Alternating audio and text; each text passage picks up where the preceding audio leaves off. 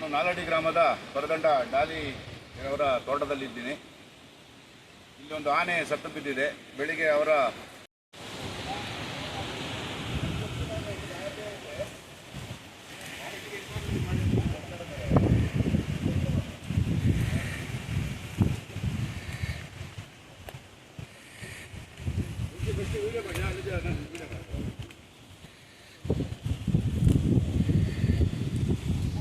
ನಾಲಡಿ ಗ್ರಾಮದ ಪರದಂಡ ಡಾಲಿ ಅವರ ತೋಟದಲ್ಲಿದ್ದೇವೆ.